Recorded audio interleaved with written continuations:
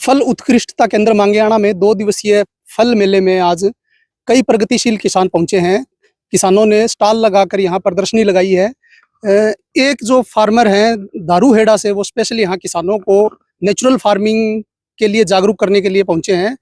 और मैं इनसे आपका परिचय कराने से पहले बता दूं कि ये 40 एकड़ में दारूहेड़ा में नेचुरल फार्मिंग करते हैं और इनकी कमाई, आप सालाना जो टर्नओवर है वो सुनकर हैरान रह जाएंगे।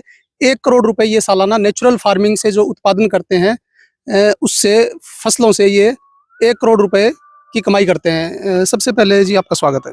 धन्यवाद। आपके सभी दर्शकों का मैं स्वागत करता हूं इस बाइट में।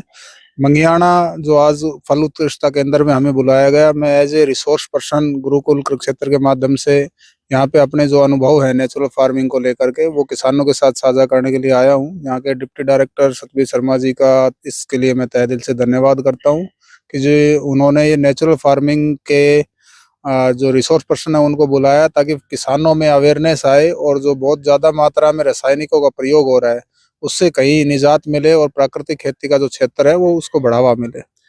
दर्शकों को आप ये बताइए कि आपने कितने एकड़ से ये नेचुरल फार्मिंग की शुरुआत की और स्टार्टिंग में आपको किस तरह की चुनौतियां भी आई या नहीं आई, इसके बारे में बताइए। जी बिल्कुल, मैं धारवेड़ा एग्रो फार्म के साथ 40 एकड़ के अंदर नेचुरल फार्मिंग 2017 से कर रहा हूँ।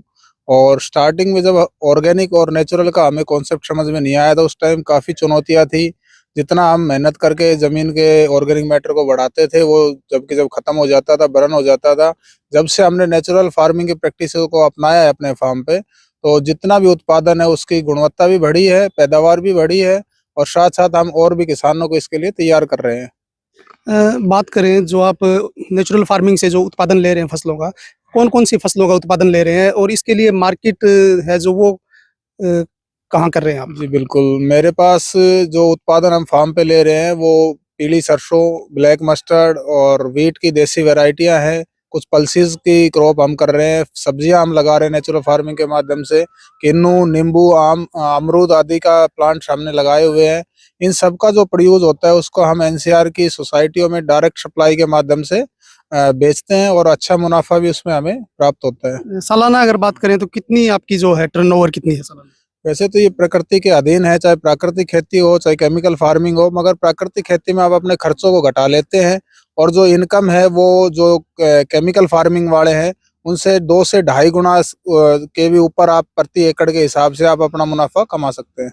नहीं, अगर आपकी बात करें तो आप कितना 40 एकड़ में कितना सालाना एवरेज कितना कमा? टर्नओवर की बात करें तो लगभग 1 CR प्लस का टर्नओवर इसमें आ जाता है, क्योंकि जो हम उत्पादन ले रहे हैं उसकी डायरेक्ट मार्केटिंग कर रहे हैं। जहां मंडी में आपको किसी प्रोड्यूस का उत्पादन का रेट 8 से 10 रुपए मिलता है, वो लोकल मार्केट में 30 से 40 रुपए प्रति किलो के हिसाब से बिकता है। तो इस हिसाब से मुनाफा और फार्मर भी कमा सकते हैं।